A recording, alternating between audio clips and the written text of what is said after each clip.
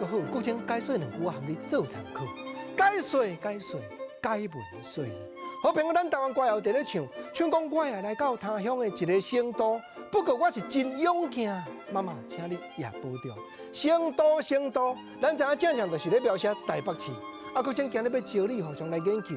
1950年代，一个诗人对婚林口湖来到台北照大。大女写顺，写出一首真感动人的汉诗，叫做《台北客语》。诗句安尼生伫咧讲：春风阵阵雾时时，润我高墙得都市。辗转难眠经夜半，满怀心事发一地。朱梅细雨落低亭，客舍凄凉感莫知。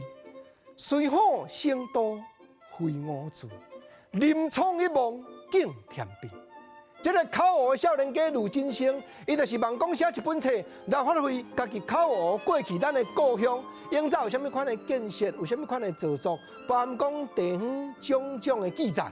伊来到台北，伊来找人讲省议会5梁1凤，省议员李万基，也是台湾公论部的发行人。梦讲李万基这位前辈，家己共装的头人来助战这个工作。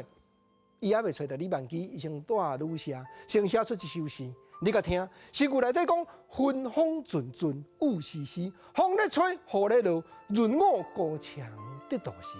诗人上惊就是无灵感，高墙因为风雨伫咧吹，得到淡薄的安慰。毋过这当阵我伫咧女写，甚至无定着讲大番仔经尔哩，辗转难眠经夜半，困袂去啦。困袂去，就是前途茫茫渺渺，敢是诗人的心声，咱已经无法度理解。毋过对诗句，咱来甲猜测，因为伊表面讲满怀心事发人知。过来下半首的诗句来表明，原来就是热天黄霜雨咧落的时阵，写出一首诗。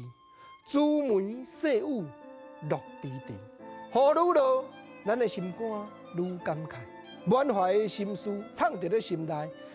第6句的诗讲：客舍凄凉感莫知。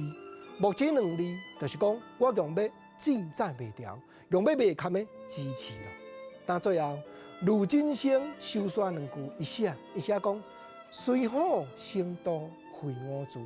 对日本时代，就是上界繁华的台北市这款所在，毋是我这款善乡人，毋是我这款对庄下来的人会当安居、会当徛起的呢。虽好成都非我主，讲就是句成都，咱嘛知讲台北市还未升叫做沿海市进前，人就是自然称呼，讲做成都。啊，高雄人就是讲做江都。收煞，卢金生表明讲，成都既然毋是我来徛起的所在，临窗一望景甜碧，加添心内感慨，甲深深的稀微啦。